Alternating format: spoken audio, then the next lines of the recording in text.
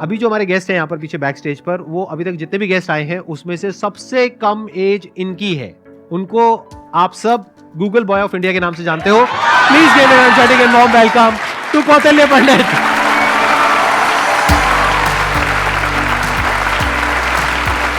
अरे प्लीज बैठो। आपकी एज कितनी है पहले तो ये बता दो। तो अभी करंटली आई एम 14। 14 ईयर्स जी। आपको पता है यहाँ पर जितने भी लोग आए हैं उसमें सबसे कम एज आपकी है अभी। लेकिन सर मतलब जितने भी लोगों से अब तक मैं मिला हूँ आपकी एज के, मतलब 40-50 साल के या 30 ईयर्स के, आपके जितने भी शोज देखे हैं उनमें मेरे को तो सबसे कम उम्र के आप लगे हो। अरे ये बताइए मेरे को कि आपकी ये शुरुआत कैसे हुई। जब मैं 5 साल का था तो मुझे लिखना पढ़ना कुछ नहीं आता था। फिर ऐसे ही था कि मैंने 10-15 दिन में ही मतलब लिखना पढ़ना, like all the alphabets and everything I learn them. तो उसके बाद गर्मियों की छुट्टियों की बात है तो मेरे पापा जी एक स्कूल रन करते हैं छोटा सा गांव में, तो वहाँ पर मैं पढ़ता था। कहाँ के रहने वाले हो आप? मैं करनाल। अच्छा जी। तो वहाँ पर एक जैसे हॉलीडे होमवर्क देते सबको एक जनरल कि आपको जो वर्ल्ड मैप होता है, एटलस होता है, अगर जिन जिन को अच्छा लगता है आप वो करके आना, आप मतलब उसे समझ के आना। तो फिर ये मेरे दादाजी ने कहा, फिर पापा जी ने कहा कि तो मैं भी कर सकता हूँ। तो पहले ही दिन मैंने देखा तो I got into it and I learned it. मैं उसमें सवाल पूछता गया और जितने भी मेरे कुछ भी मन में रहता तो वो सब आता गया एंड विद इन 20 डेज और something I got use to it. और मुझे बहुत ही अच्छा लगने लगा। एंड जितना भी वर्ल्ड मैप वगैरह इस टाइप की रिगार्डिंग जितनी भी चीज़ें होती हैं, पॉलिटिक्स, इकोनॉमिक्स, वो सभी मुझे मतलब things were very easy for me. And उसी के बाद से लोग कहते गए कि नॉलेज बढ़ता गया और तब से मतलब यही है कि सीखने का प्रयास कर रहा हूँ। कुछ भी नई चीज़ मिलती है, like currently I am a student of 11th grade but I am learning things like astrophysics and quantum mechanics. तो I am not very into it but I like to study it.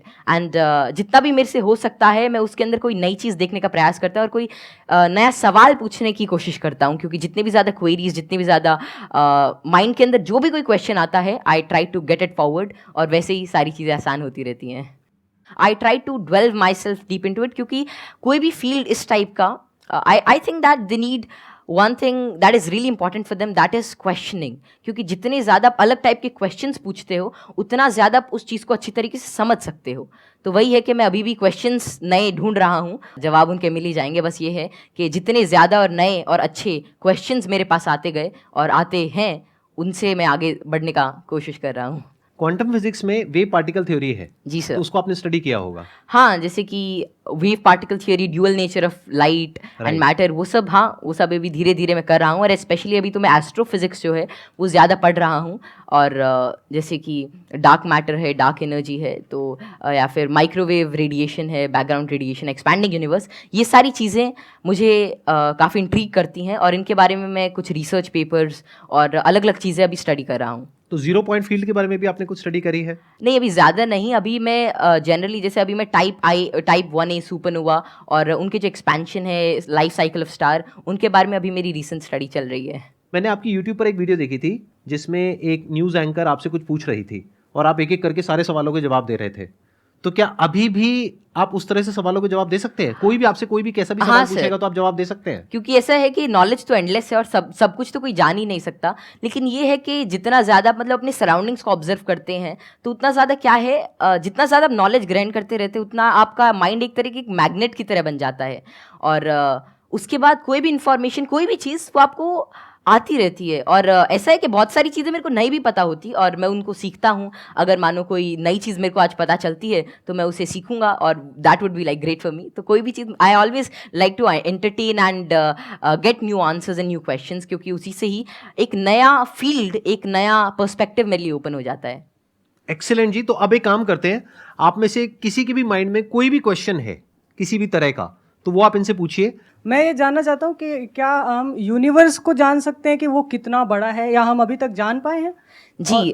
क्या तो क्या parameters हो सकते हैं उसको नापने के लिए? जैसे कि हमने सुना है कि लाइट ईयर्स होते हैं। जी जी। पर वो कितना बड़ा है, क्या हम इमेजिन कर सकते हैं या हम एक्चुअली में उसे प्रैक्टिकली पता कर सकते हैं क्या? तो जो यूनिवर्स की जो एक्सपैंडिंग यूनिवर्स थ्योरी थी वो एडविन हबल ने दी थी और उनके अकॉर्डिंग जो अभी यूनिवर्स की जो एज है वो नियर अबाउट 13.9 बिलियन ईयर्स है और उसी रेट से अभी एक्सपैंड कर रहा है। तो यूनिवर्स जो अभी हमारी थियोरी है यूनिवर्स के जो मोस्टली एक्सेप्टेड है, that is of expanding universe. अभी के हिसाब से हबल कांस्टेंट होता है दैट इज 65 मेगापास्क। तो जो डिस्टेंस ऑफ यूनिवर्स है that is h times d, तो वही 13.9 बिलियन टाइम्स लाइट ईयर। तो इतना भी हमारा एक एस्टिमेशन है कि इतना यूनिवर्स हो सकता है। जैसे आपने इतनी सारी नॉलेज गेन कर रखी है, क्या आप भूलते नहीं है चीज़ों को, या भूलते हैं? कब रिवाइज करते हैं? हम पढ़ते हैं तो हमें रिवाइज करना पड़ता है, अगले हफ्ते भूल और जाते हैं। रिवाइज करने के आपके बाद साथ भी भूल ऐसा जाते हैं, एक्चुअली ऐसे ही होता है है ना? Yes sir. अगर आप किसी चीज़ को अच्छी तरीके से देख लेते हैं, उसे समझ जाते हैं, तो उसकी एक आउटलाइन आपके दिमाग में रहती है और फिर आपको उसे ज़्यादा रिवाइज करने की ज़रूरत नहीं रहती। तो वही है कि किसी भी चीज़ का कॉन्सेप्ट रहता है, तो अगर आपको वो समझ में आ गया तो information is just like, I think that information is not the main part. If you understand the thing properly, फिर आपको वो सारी चीज़ें आसानी से याद रहती है, आपको कोई उसके लिए एक्स्ट्रा एफर्ट्स नहीं करने पड़ते। सर पूछ रहे थे, बोल रहे थे ना कि मैं मैटर के बारे में स्टडी कर रहा हूँ, तो मैं ये जानना चाह रहा था कि जो इलेक्ट्रॉन प्रोटॉन है इनका मतलब सबसे पहले किसने बताया था इनके बारे में? तो इलेक्ट्रॉन की जो डिस्कवरी थी, तो यार 9th क्लास की एनसीईआरटी में मिल जाता है। तो जो इलेक्ट्रॉन की डिस्कवरी थी वो जे थॉमसन ने करी थी, और प्रोटॉन जो मिला था वो रदरफोर्ड के एक्सपेरिमेंट से हमने डिड्यूस किया था।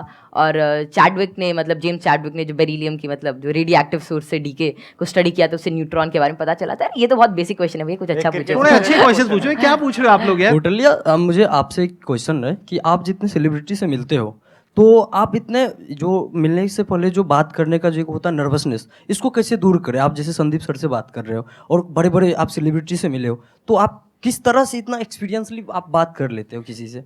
देखिए, जैसे आज मैं यही सोच के आया था कि मैं संदीप सर से मिलूंगा और उनसे बहुत कुछ सीखने को मिलेगा। तो ऐसा तो है नहीं कि संदीप सर आएंगे और मेरे से पूछेंगे चल ये बता, और फटाफट अगर कुछ गलत बताया जाए तो एक थप्पड़ मारेंगे। ऐसा तो होगा नहीं ना। मतलब प्यार से बात करेंगे और अपना आशीर्वाद देंगे, कुछ अच्छा नई चीज़ शेयर करेंगे। तो वही है कि आप मतलब एक फ्री एंड पे रहें, और जहाँ पर भी आप मतलब अपने से आप सच जो है वो एक्सपेक्ट करें कि अगर मैं कहीं से सच बोल रहा हूँ तो थिंग्स वुड गेट ईजी, और make it easy in your brain. और हर जगह से अगर आप कुछ अच्छा सीख करने की कोशिश करते हैं, ट्रुथफुल रहते हैं, तो आप में nervousness is just a state of mind, और ये बस चला जाता है, जस्ट मिराज। तो बस संदीप सर हैं, आज इनसे बहुत कुछ सीखने को मिलेगा, आप सभी से आज बहुत कुछ सीखने को मिलेगा। तो आप ऐसा कुछ एक अपना परसेप्शन रखिए और फिर सारी चीज़ें आपके लिए आसान हो जाएंगी। मेरा ये क्वेश्चन है कि जैसे चंद्र ग्रहण लगता है, सूर्य ग्रहण लगता है, तो उसका कैसे पता लगता है कि वो कब लगेगा और किस टाइम में लगेगा, या कितना, उसका कैसे पता लगता है? ये तो पता है कि वो क्यों लगता है, बट इसका कैसे पता लगता है कि अब लगेगा, या कैसे, उसका क्या होता है? तो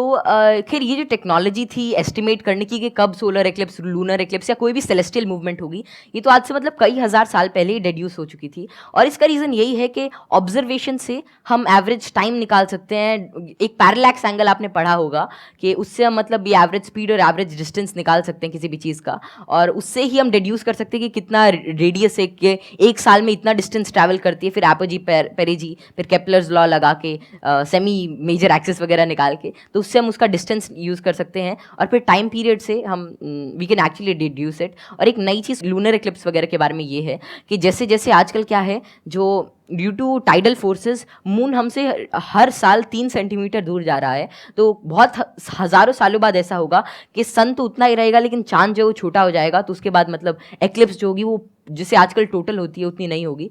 तो ये estimation it is done by using observation. और एस्ट्रोनॉमी एक ऐसा फील्ड है जो हज़ारों सालों तक ऑब्जर्वेशन से ही चला, और बहुत सारे पुराने साइंटिस्ट जैसे केपलर, गैलीली, आर्यभट्ट, जितने भी बड़े लोग थे जो पुराने ज़माने के, वे सभी ऑब्जर्व करते थे। उनकी ऑब्जर्वेटरीज होती थी कि कैसे कैसे जो हेवनली बॉडीज़ हैं ये इंटरैक्ट कर रही हैं, कैसे कैसे ट्रैवल कर रही हैं, इनमें क्या चेंजेस हैं, और उन्हीं सभी चेंजेस को एस्टिमेट करके, उन सभी को देख के आज हमने मतलब ऐसी सारी टेक्नोलॉजी को रिड्यूस किया है कि जिससे हम कर सकते हैं, एस्टिमेट कर सकते हैं उनका टाइम पीरियड, उनका डिस्टेंस, और कैसे वे एक्ट करेंगे। एक्सीलेंट जी, big round of applause for him.